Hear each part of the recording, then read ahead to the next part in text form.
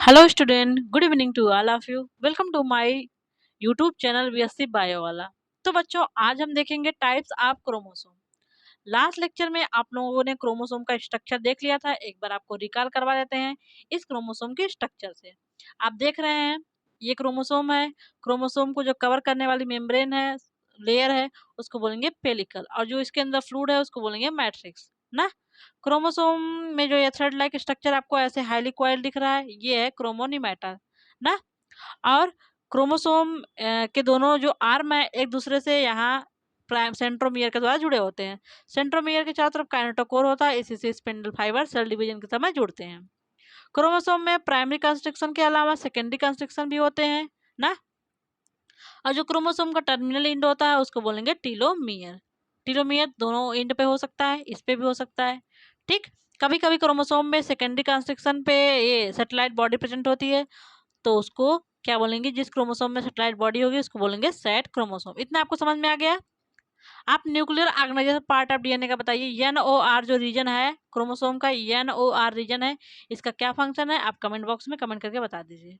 ठीक, अब हम देखते हैं टाइप्स ऑफ क्रोमोसोम।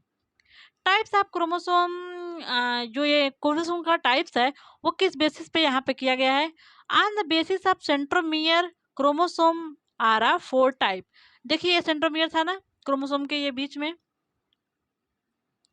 यही था क्रोमोसोम व सेंट्रोमियर जो दोनों आर्म को जोड़ रहा था। तो सेंट्रोमियर की पोजीशन क्या है, उस बेसिस पे क्रोमोसोम को 4 भागों में बांटा गया है। ठीक है, सेंट्रोमियर की पोजीशन, अगर सेंट्रोमियर टर्मिनल एंड पे है उसको टीलोसेंट्रिक बोलते हैं। अगर क्रोमोसोम टर्मिनल से थोड़ा देखिए ऐसे है ना, ऐसे है, तो उसको बोले एक्रोसेंट्रिक। अगर क्रोमोसोम क्या है, क्रोमोसोम में सेंट्रोमियर बीच में है उसको बोलेंगे मेटासेंट्रिक। मिडिल से थोड़ा अबव या फिर बिलो हो तो उसको बोलेंगे सब मेटासेंट्रिक। ठीक बच्चा, तो आइए हम लोग देखते हैं। पहला देखेंगे टीलोसेंट्रिक क्रोमोसोम। इसमें क्या होगा, जो इसका सेंट्रोमियर होगा वो टर्मिनल एंड पे होगा। If the chromosome if the centromere present at the one and और टर्मिनल एंड, यहाँ टर्मिनल एंड पे है ना,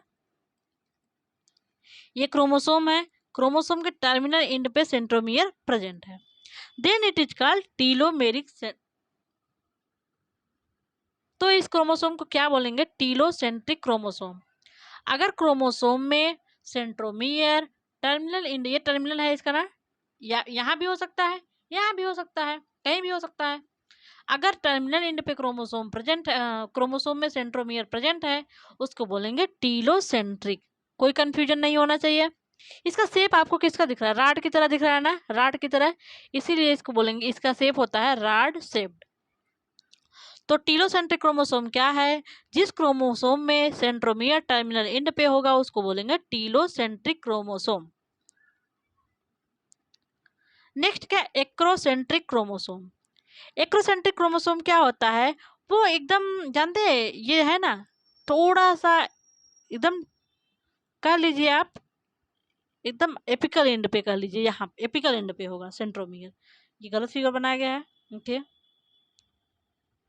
ये है ना एकदम टर्मिनल, सॉरी टर्मिनल पे नहीं गए, अपेक्स पे है ना, अपेक्स थोड़ा सा नीचे है कि नहीं, है ना। तो इसमें क्या है, those chromosome in which centromere situated near one and called acrocentric. लगभग एक एंड के बगल में है ना, यहाँ पे देखिए एक एंड के एकदम बगल में ही ये सेंट्रोमियर है। तो इस टाइप के क्रोमोसोम को बोलेंगे एक्रोसेंट्रिक क्रोमोसोम।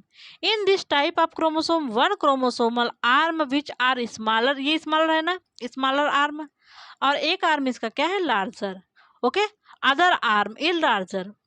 इसमें क्या था, बस एक ही आर्म क्रोमोसोम का बन ही रहा था ना, एकदम टर्मिनल पे था सेंट्रोमियर, इसलिए एक ही आर्म बन रहा था। लेकिन यहाँ पे जो क्रोमोसोम है इसका एक आर्म बहुत ही छोटा है, दूसरा आर्म बड़ा है, ओके। सब मेटासेंट्रिक में क्या होता है, पहले मेटासेंट्रिक आप लोग देखिए, पहले मेटासेंट्रिक देखिए, तीसरा ये देखिए, हाँ। मेटासेंट्रिक क्रोमोसोम में क्या होता है, सेंट्रोमियर एकदम बीचों बीच प्रेजेंट होता है, ये जैसे हो गया, इसके बीचों बीच में सेंट्रोमियर प्रेजेंट होगा ना, बीचों बीच सेंट्रोमियर प्रेजेंट होगा, तो इसी को बोलेंगे मेटासेंट्रिक। ये देखिए ये क्रोमोसोम का एंड है, ये बीचों बीच सेंट्रोमियर प्रेजेंट है। ठीक, और इसका शेप कैसा होता है, वी शेप्ड। आपको वी शेप्ड का क्रोमोसोम दिख रहा है ना, ये वी शेप्ड, इसका शेप्ड होगा वी शेप्ड या फिर एल शेप्ड। ओके, तो क्या है, if centromere present in the centre of chromosome and both arm are equal in size called sub metacentric. अगर सेंट्रोमियर क्रोमोसोम के बीच में प्रेजेंट है और दोनों आर्म इक्वल साइज के हैं तो इसको बोलेंगे मेटासेंट्रिक। इसका शेप कैसा होता है, वी शेप्ड। कैसा होता है बच्चों, वी शेप्ड, याद रखिए। ओके, अब देखते हैं हम लोग सब मेटासेंट्रिक। यहाँ पे जो मैंने एल शेप्ड बताया था ये हमने गलत बताया, ये मुझसे सॉरी। ठीक, और जो ये सब मेटासेंट्रिक है, इसमें क्या होता है क्रोमोसोम, इसमें देखिए, those chromosome in which centromere present away from the centre. Centromere क्या है, अवे फ्रॉम द सेंटर। जैसे ये क्रोमोसोम,